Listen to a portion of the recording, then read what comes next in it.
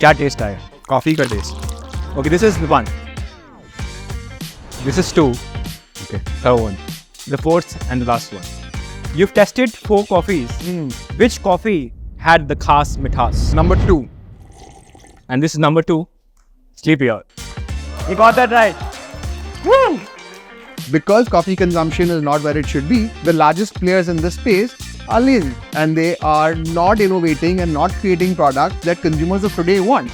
Ladies and gentlemen, the moment is all here. Please put your hands together for one and only Arman Sood. The levels, motivation levels are all high. Even the caffeine levels are all high because we had the SleepyOwl. So if the caffeine levels are high, motivation levels are high. Arman, can you give me a high five? Woo!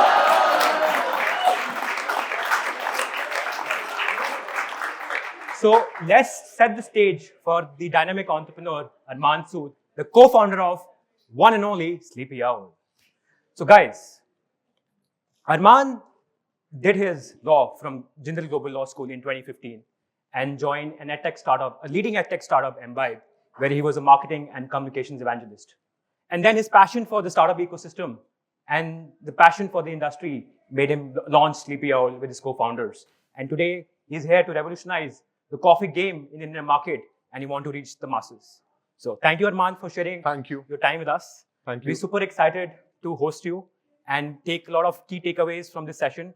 There's a rumor that SleepyOwl is a secret to your morning's productivity. But someone who studied law, did you actually think that coffee would be a wake-up call? No, I didn't think coffee would be my wake-up call.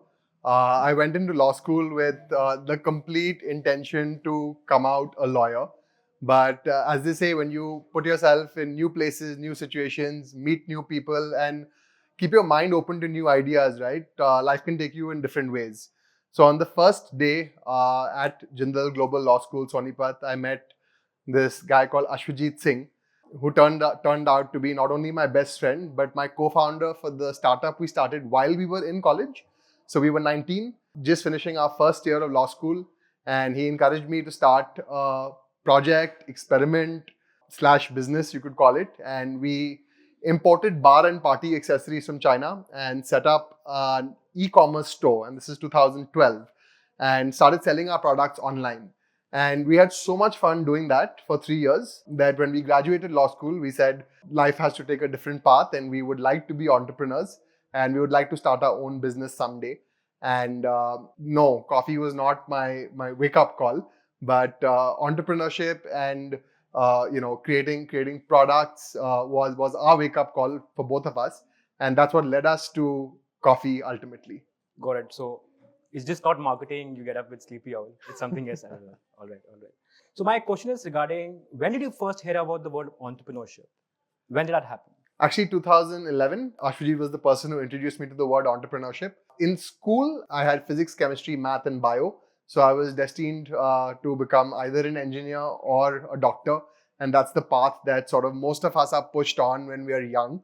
It turns out that within engineering, my girlfriend at the time, her dad was in the merchant navy. So I thought, yeah, marine engineer banunga, to wo bhi khush ho jayenge. And I applied for the merchant navy / marine engineering, and to qualify for that, you have to take a color blindness test. Okay. And it turns out I'm colorblind, minor red-green color blindness. Don't be so sad, it's not a problem. And then I realized, oh shit, I can't become a marine engineer. And I used to always debate. So my dad was, why don't you explore the legal career? And there's a lot of opportunity in that. And there's these great universities you can go to. And I said, sure, let's do that. I was very easily convinced by him, and I said, let's do law. And then law school happened. And during law school, while I really enjoyed the academic side of it, my subjects, the overall growth and grooming that education gives you, right? Like university setups, I really enjoy university setups. I had a fantastic time because leaving Calcutta, where I grew up, and going to Sonipat to study, suddenly you were in a place where there were minds from all over the country and young minds from all over the country, different backgrounds, different upbringing, and you just get to learn so much by soaking in from other people around you, right? So that happened in those 5 years. And then, Ashwajit, and meeting him And when he said, Arman, there's something called business entrepreneurship where you can create something, you can start something, you can sell something, and ये आप खुद कर सकते हो basis a problem that you see and a solution you find to that problem, right? And that we both found quite fascinating, right? We both felt that in entrepreneurship lies freedom, right? In entrepreneurship lies, more money, more success than following a traditional sort of career path, right? Not to say that, in law, all of this is not there. But the moment you start exploring, you start looking deeper into yourself. Yeah, aapko kya pasand hai?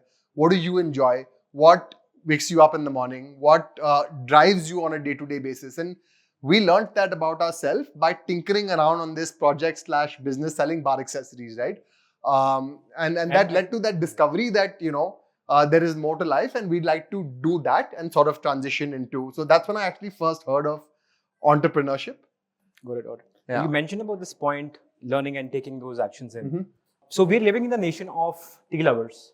And when I get up every morning, my dad asks for a kadak chai, adrak wali chai. But how did Sleepy Owl figure out its way to be the coffee revolution? And I just want to understand the story of these three wise owls. Sure. Did you decide to get up one day and then you had a dream or something and then you eventually started Sleepy Owl? No. How did that happen?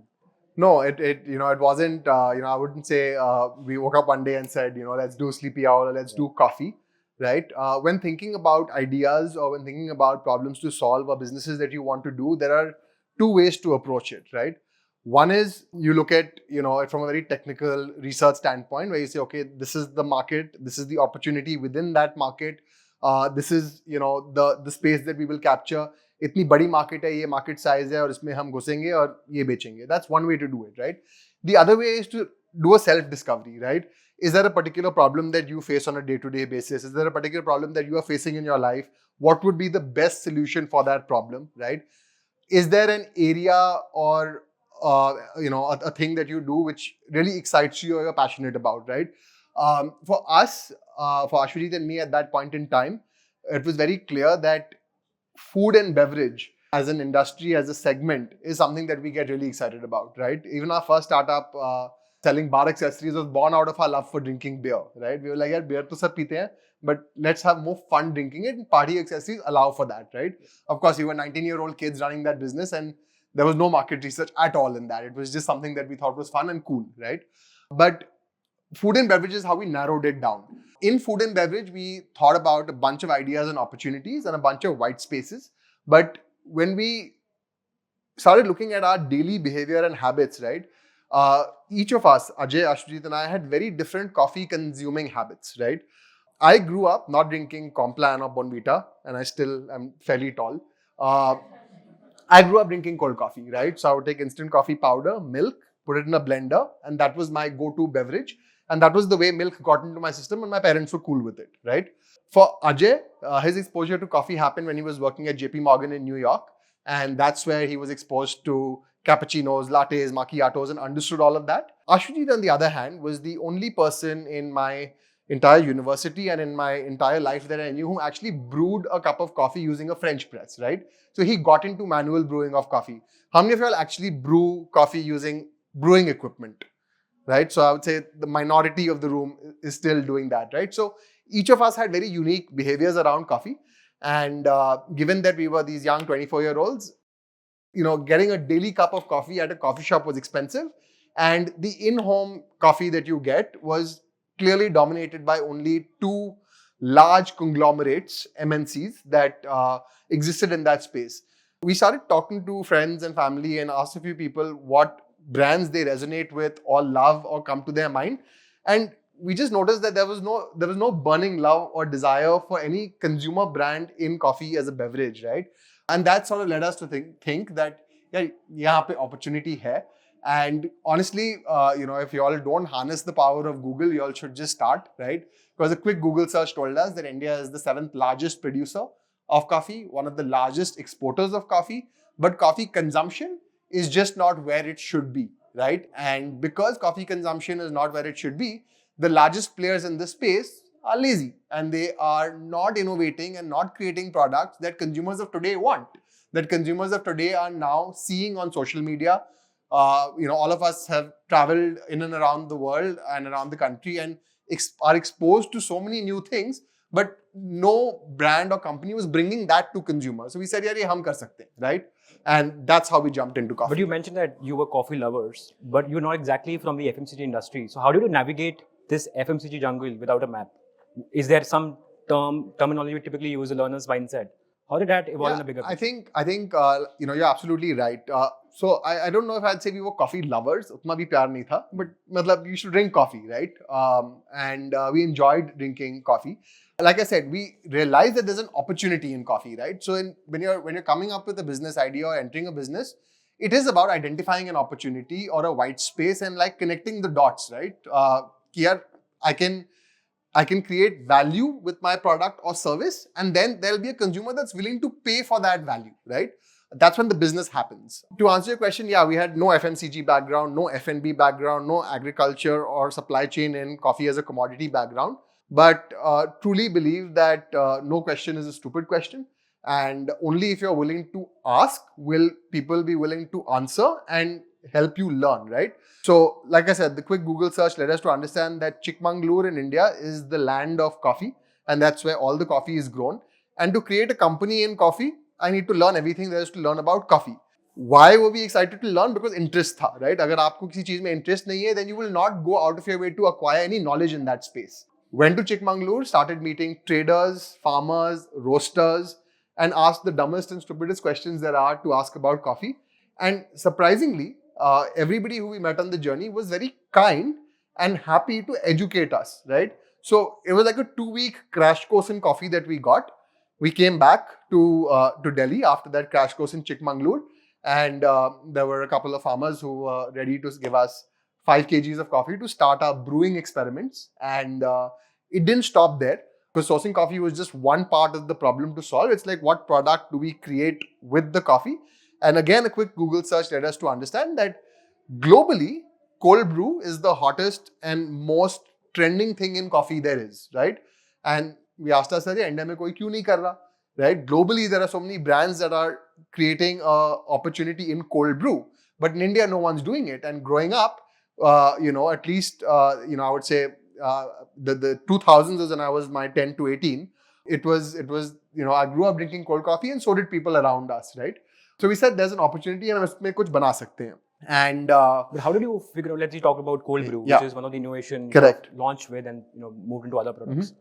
But how did you understand the consumer's behavior to sort of give you that refrigerator space? Because if you look at Indian refrigerators, there's dal, there's curd, there's probably one day's leftovers, whatever.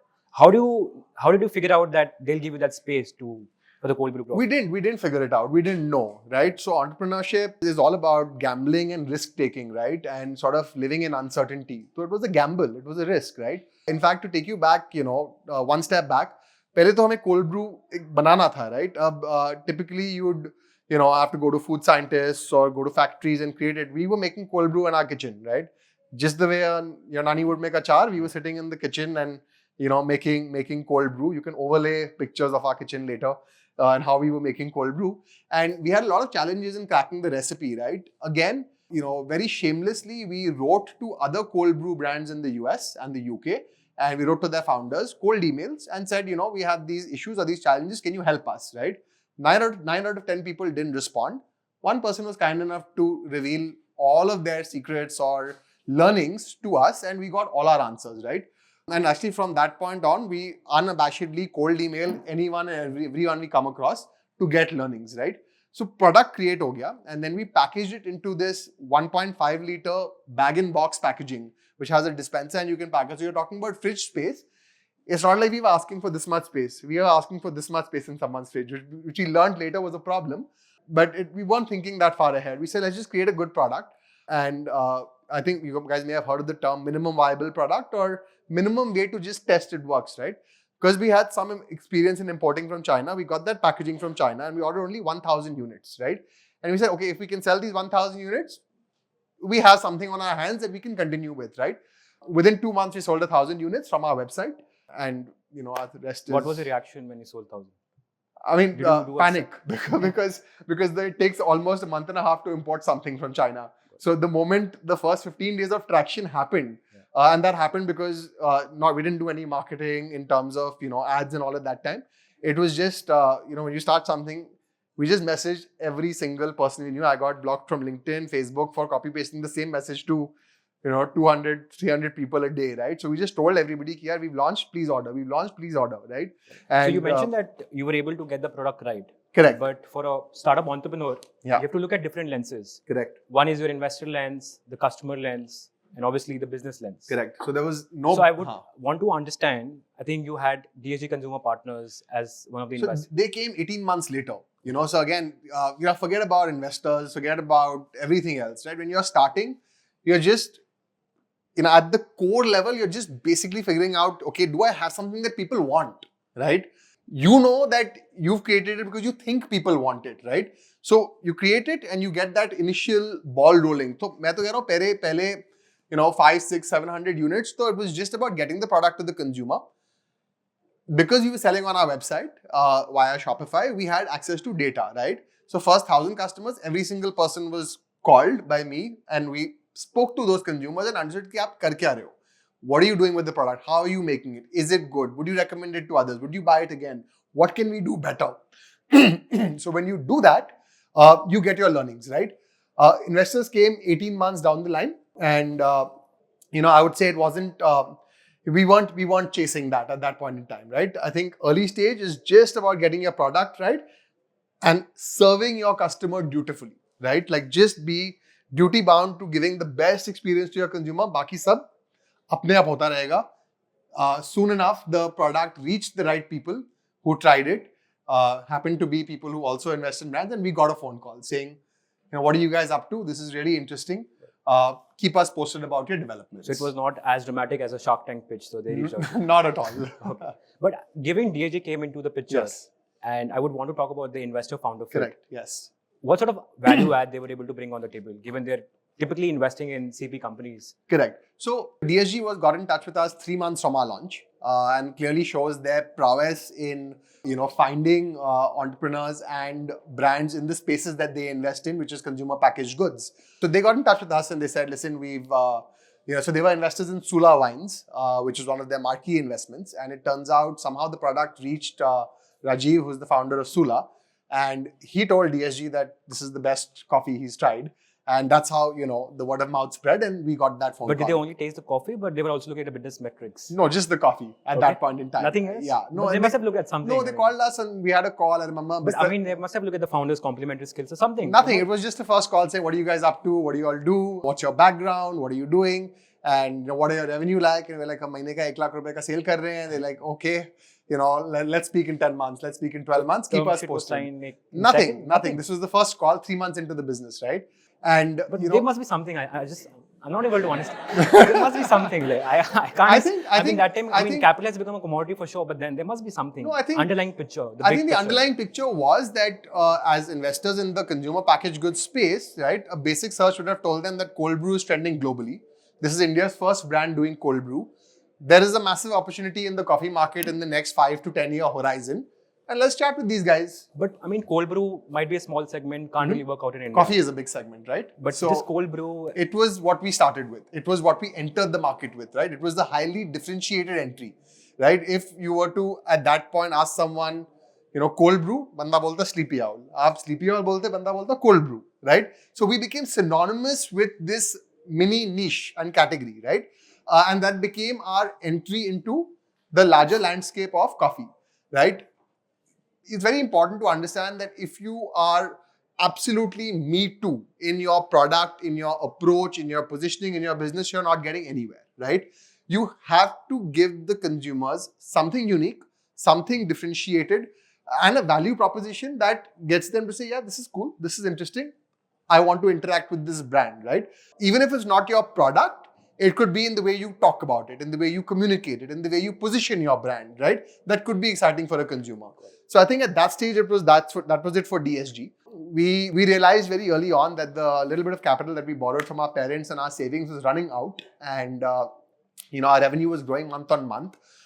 So we went to an investment banker and said, listen, we want to raise money, and how do we go about raising money for our business? And He said, you guys are at 1 lakh rupees a month. No one's going to talk to you.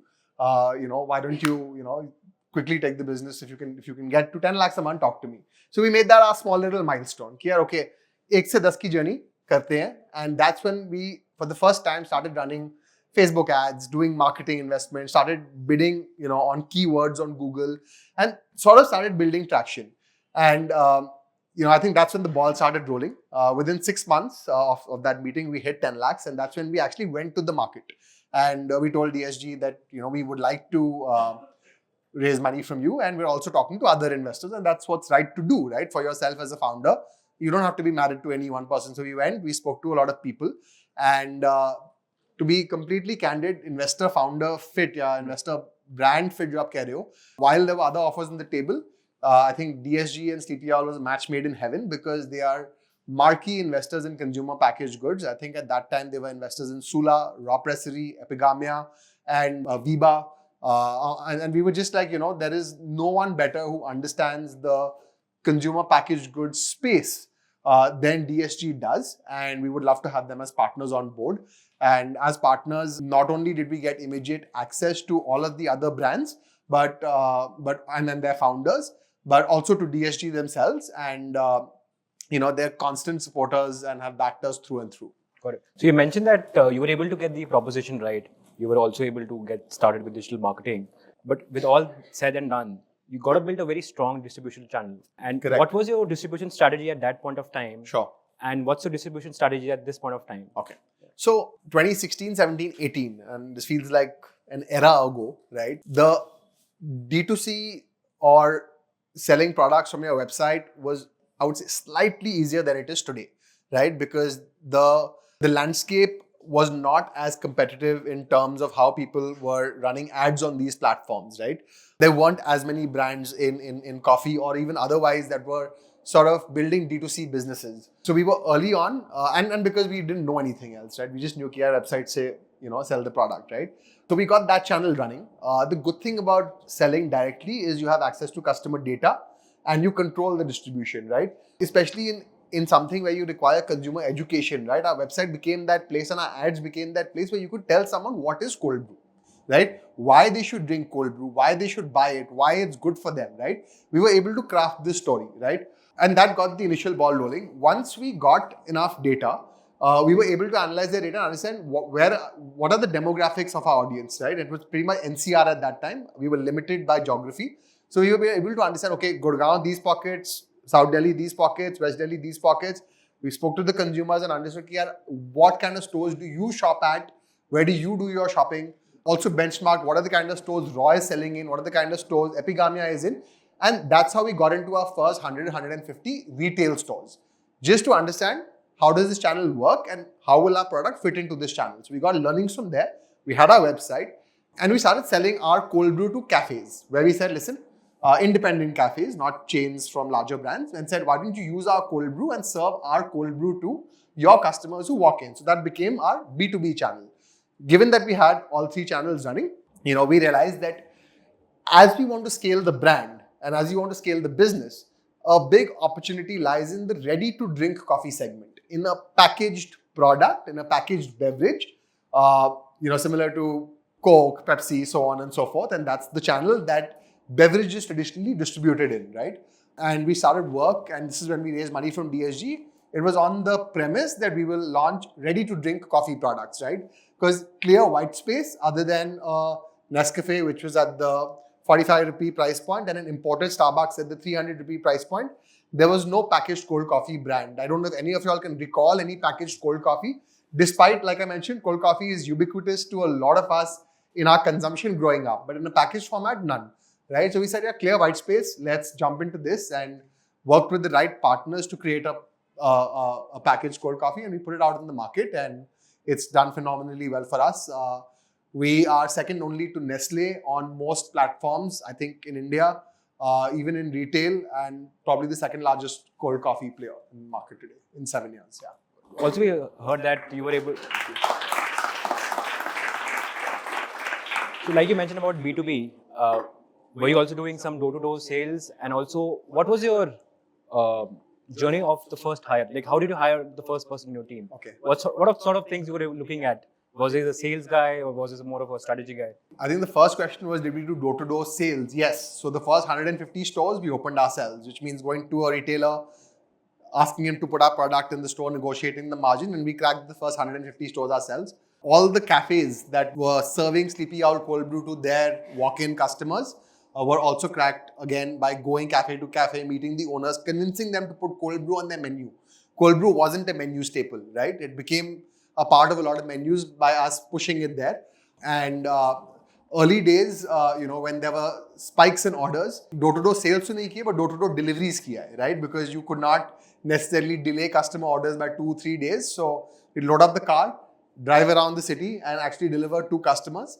And funnily enough, a lot of those customers would obviously be very surprised. When we go, I would take that opportunity shamelessly to make sure to let them know I'm the founder, right? Because I think it's something that there'll be a conversation that will start the moment you do that, right? So a lot of those early people who I've delivered to personally are still in touch with me today on WhatsApp and still consumers of the product and the brand 7 years in, right? So all that, I would say door-to-door sales, door-to-door delivery, all that hustle is a part of the journey. And as an entrepreneur, life is not in your cubicle or in your office. The biggest learnings come outside of it, right? In terms of first hire, funnily enough, when we just started out, the business was based out of my co-founder's flat in Dwarka. So we'd run the manufacturing in the house. We'd do our logistics from the house, and it was just the three of us. We took our first office in Shapurjat, which is in Delhi, in 2016, towards the end of the year. And that's when, we finally decided that, and I used to handle production, which means I would do the brewing of the product and the cleaning of the buckets every day. And we finally decided that there's probably a little better utility of my time and what I could bring to the table if I didn't have to do that. And we were at a petrol pump, and I wasn't there. My co-founder was there, and he met this person who was selling Mahindra travel tickets, booking holidays, right? And he was doing a very good job of being able to sell that to us. And we asked him if he enjoys what he does, and he said no, but he's doing it. And we said, why don't you come become our production head? And that was sort of our first hire, so that they could, I could step out of production and focus more on sales. It's an interesting story. I wish someone serendipity moment hits us as well. People here as well are going to build startups. So I want to ask about, SleepyOwl Instagram ads are hard to miss. We've all seen those ads. Can you talk about some performance metric on how do you track your ROAS? And also talk about that viral ads which we had where there's no one talking. Okay. A couple of things about, I would say, branding and your, visual appeal as a brand, right? Yeah, at the end of the day, in a food and beverage product, or I would say in almost any category, right? Especially if you're selling online, you got to look good. Like there's no other way, right? You got to look pleasing. You got to look appetizing. You have to make someone feel like when they see your image or your video or hear your audio, or don't hear your audio if you've chosen not to put it like we did, it should create that moment of, I want to know more, right? In fact, I'm sure all of you all do this every day. We live in what we call scroll culture, right? We're just scrolling. In fact, the moment an ad comes, you scroll faster, right? So digital advertising, or in today's day and age, getting someone's attention in an attention deficit economy is very, very, very difficult. So be very clear. We have to look good. We have to be visually appealing, and we got to create that, we got to make people drool, right? And that has to happen, and has to be very intentional, right?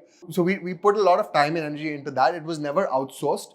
My co-founder runs marketing, and we have our own design team in-house, and all of the aesthetic sort of passes through him, and he's very, very particular about how he wants to portray the brand. And we did that. We put it out there, and fortunately, people liked what they saw. But it can't end at that, because for your ads to work, your entire funnel has to work perfectly, right? So from the moment you see the ad, to click on it, to the ability to comfortably go from, what is the product, what is the value proposition, what is the price, what is the offer, and, create that urgency to buy, click, buy, checkout, payment gateway, tracking order confirmation, tracking number, product reaching the customer within the time that they were promised. So you're maintaining whatever you're promising needs to be delivered. This whole experience needs to be absolutely seamless, without a glitch, without the customer having to get in touch with the brand for anything. Then the product has to deliver in taste, in what the customer expected it to do, and then hopefully, the right retention tactics so that they are able to be reminded that ye khatam ho raha hai, aap phir se mangao, right? In fact, most brands that sell D2C don't make money on their first order, right? It's very, very crucial to be able to get a repeat order out of that consumer and ensure that you delighted the customer enough to be able to do some word of mouth marketing for you to their friends and family, or say something good about you to someone else. So you're not dependent on just paid advertising to acquire a consumer, right? So it's just from acquisition to retention to creating this halo so that other people come and organically find you and search for you. In fact, more important than all of this is if any of this is broken, right? And keep in mind, you're dependent on payment gateways, you're dependent on external logistic providers to ensure that the experience is not all in your control, right? You're working with other people to make sure that it's perfect. If any of that breaks and then the customer is forced to reach out to you, right? That's actually even more of a golden opportunity, right? Because now the customers reach out to you with a problem. If you can convert that moment from a problem to this fantastic experience with great service, you won them for life because it's more memorable. Otherwise, it's transactional, right? You've just chup-chap, sab kuch ho gaya, aapka product aa gaya, you've not interacted with the brand at all. But the moment there's some problem, and if there is, there shouldn't be, but if there is, and the consumer reaches out to the brand, whether through email, through DMs on social media, or whether even calls the brand directly, right? That is the opportunity for the brand to show and say, we hear you, we care, we got your back, right? If you can do that successfully, that customer you've won for life. I think, like you mentioned, it's all about customer having issues, and you got to make those challenge and navigate their own way, because you got to challenge the challenges 100%. and get those things done, right? Now, we often talk about that entrepreneurship is jumping off a cliff and sort of building an airplane on the way down. But tell us about this moment when you actually hit the rock bottom. Like you won't be able to solve this problem out. How do you sort of navigate that and build the airplane down?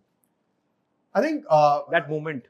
I was telling a few students outside as well, right? That there's no one rock bottom in the journey of an entrepreneur. There are a lot of difficult moments, but a couple of things. One, I have two co-founders, so we're three of us who run this business together. My sincere advice and recommendation to most people is don't go solo. It's a journey that requires companionship, friendship, sounding boards, right? So we have each other and we have each other's backs. We're also best friends who run a business together. In every moment of rock bottom, the three of us know that we're there for each other and that things will be fine, and we just have to put our heads down and do it.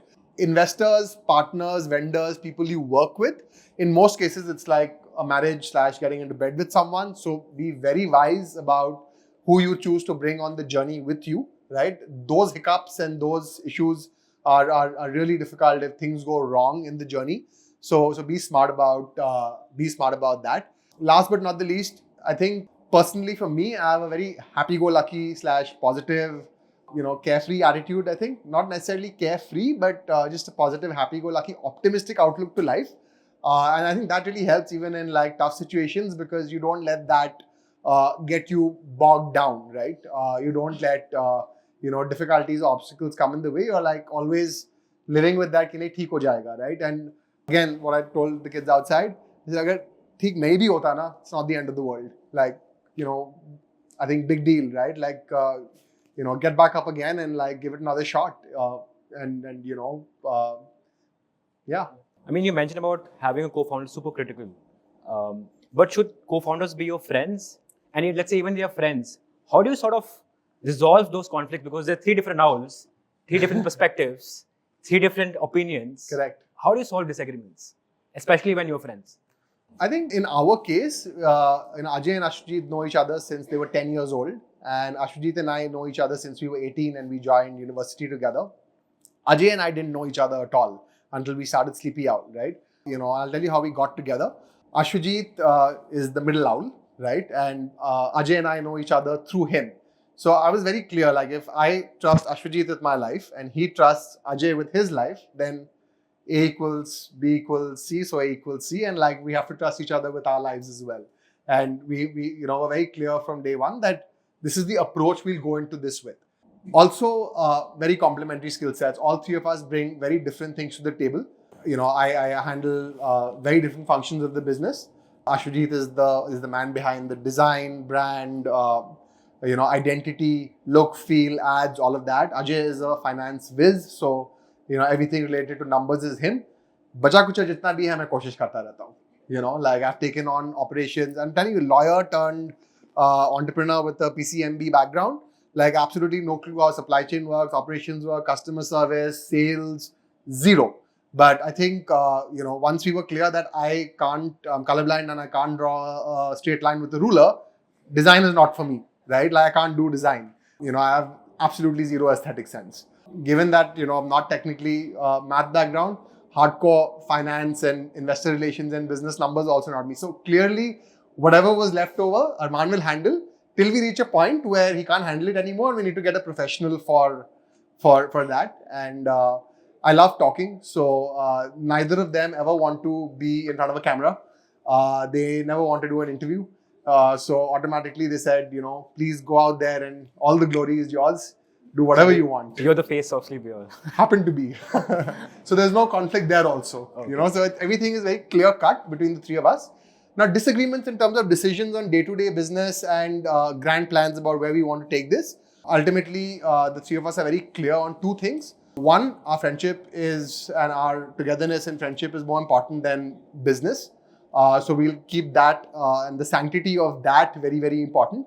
And SleepyOwl will take precedence over each of our individual preferences, right? Or our individual dealings. More often than not, for the last 7 years, we didn't have a CEO among the three of us. So decisions would be taken as to, all three are comfortable, well and good. There was no 2:1. But this year, we decided to have Ajay as the CEO. And it came from a place of, to take the business to the next level, we need faster, swifter, more firm decision making. And we both entrusted Ajay to take on that role to ensure that, final trigger is in his hands. And, we wanted him to be the one to take those decisions. And I think that was also absolutely, I think a very comfortable conversation for us to have. So having co-founders super critical, and something just came up in my mind. Yeah. जब co-founder का हो साथ, तो फिक्र की छोड़ो बात. So I think absolutely you should all look at finding co-founders who have complementary skill set and Awesome. So do you have any tips for students? I think as part of Masters Union, we'd be building our own startups. How do you do that sort of a cold outreach? Because I've heard you reached out to Neeraj from Paperboat. Yes. How did that happen? And what sort of tips you would like to give to students? So firstly, I think congratulations to all of you for making it to Masters Union. I was sitting with Pratham a little while and learning more about what you guys are learning here and the sort of pedagogy of the institution and the methodology of learning that you have here. And I think it's phenomenal. You guys are very lucky to have this, right? I'm a big fan of student entrepreneurship because I've been through that journey of building while I was a student. And I think it's a golden opportunity to try your hand at whatever you feel like. Chale na chale, doesn't matter. I've heard that some people, have taken their ideas forward. Some people have left it and moved on to other things. But that learning can't be quantified, right? So definitely build something while you're here, whatever it is, chota, bada. I in fact tell people, at least, back in my university, I would tell others also ki when there's a sports fest happening, right? Ek nimbu pani ka bhi stall lagaoge na, you will learn so much about pricing, you will learn so much about consumer behavior, where and on campus to place your stall, which is sort of retail locations, at what price, what is the sales you're getting, what kind of kisi ko, shakkar zyada chahiye, kam chahiye. You learn so much by just setting something as basic as a lemonade stall, right? It's one of those classic entrepreneurship examples that you hear about lemonade stall, but do it. It's not easy, right? In fact, make teams and do it, and you all will figure out, so much about, how to sell, right? And what you can do innovative and different. Some people will focus on lemonade, some people will put 5 other products, and it just teaches you so much. So definitely get your hands dirty. I think, again, the fact that a university environment is one where I think there's so many people from so many different backgrounds learn from each other, right? I mean, बहुत मजा आएगा to learn from each other. Third is in terms of cold outreach. Yeah, worst case you won't get a response, right? Worst case you'll get a response and they won't want to talk to you, right? Best case you'll hear from the person. There's nothing to be ashamed of, right? Especially if you want to ever do sales. I mean, it took me 3 years of reaching out to Indigo Airlines before our product was served on Indigo Airlines. I've sat outside their office in Gurgaon weeks on end, right? Hearing no's, yes. In fact, we got delisted also. After that, I mean, for no fault of ours, but yeah, the people don't drink enough black coffee in this country. So they couldn't keep us any longer. But I still message the gentleman, who onboarded me almost every week. I've written 100 messages in the last year and a half since we got delisted. I've got 0 responses, but I'll still write, hoping for that one day where he says, "Chalo, one more chance," right? And in terms of Neeraj, from Paperboat, again, we were just, young kids. We used to drink Paperboat and we were like, yeah, this is so cool. Fantastic branding, fantastic product. So Ashwajit just wrote to Neeraj at hectorbeverages.com. That was his email ID. He guessed it. It worked. Neeraj replied with his executive assistant and said, sure, 30 minutes, this day, this time, you can chat with me. Honestly, it was so early in our journey at that time, pata bhi nahi tha kya puchna chahiye, right? But so it was a well-drafted email. Let's say if I message you on LinkedIn, hi Arman, how are you doing? I respond to every LinkedIn message. Even if I say hi? No, not hi. So there are 2 messages I don't respond to. One is just hi, because I'm still waiting for you to actually tell me more. What you want. Your WhatsApp nahi hai, LinkedIn hai, right? Second is if you go hi ARM instead of ARMAN, how my name is spelled, because I find it quite appalling that my name is written there and you still spelled it incorrectly. So that doesn't elicit a response. Because I think these are small things, right? Like drafting a high quality intro email, reaching out to someone with a polite message, right? Hi, how are you also doesn't cut it, right? Like LinkedIn is not the place to ask how I'm doing. You reach out to me because you want something. What is it that you want, right? Plus also you can use ChatGPT now. For what? To draft a good message. Yeah, I guess. I mean, it's never personalized. Okay. Awesome. Right? So Arman... Because you have to stand out, right? I mean, if you want in a cold outreach, what are you trying to do? You're trying to get someone's attention. Yeah. You'll get someone's attention when you are able to differentiate yourself from the clutter, right? I mean, it's like your business idea, right? I mean, in fact, the most difficult thing to sell? Yourself. And that's what you need to sell, right? Like I'm happy to be here to talk to all of you all, share my journey, inspire you guys, learn from you guys. But you know why I'm truly here? To sell the shit out of SleepyOwl. That's what I want. That's the brand you drink. That's the brand you talk about. That's the brand you sleep with. That's the brand you wake up with. Right? So the next time someone asks you, what coffee do you drink? On your mind, on your top of mind, it's only SleepyOwl. So Arman, you mentioned you want to sell SleepyOwl. Right? Yes. I mean, for sure. He's a gemstone who's going to achieve multiple milestones for SleepyOwl. But Arman, what's next for SleepyOwl in the next 5 years? Now, it's just not about raising capital, it's also about some performance metrics that's going to come in. I think 5 years too long. Yeah, many investors bhi nahi puchte 5 years kya karna chahte ho. I don't know, man. Like I think I really am very carefree, chilled out. Aaj ka aaj, kal ka kal, dekhte hain. For now, it's coffee. There's a lot of temptation to get into other categories. In our minds, we believe, yeah, interesting brand hai. SleepyOwl coffee, SleepyOwl ye, SleepyOwl wo, kuch bhi bech sakte hain. But unfortunately, business doesn't work like that. One of the concepts that you learn on your journey and when you do any product or startup idea is what's your right to win, right? And right to win is what is your competitive advantage over somebody else in the same space. Coffee ek banda nahi, 10 bande bechte hain, right? There are 10 people selling coffee. I believe in food and beverage, taste is kind of subjective, right? Like you could love my product, the next person could hate it. And there's nothing I can do about it because, that mixed feedback will always keep coming, right? So it's not very easy to just slap your logo onto a product and sell it. You got to really think about your competitive advantage, whether it's in supply chain, whether it's in, your resources that you have at stake, so on and so forth. And use that to your advantage to build your business. So your right to win and your competitive advantage, very, very crucial in whatever you do. Awesome. I think that was a fun fireside chat.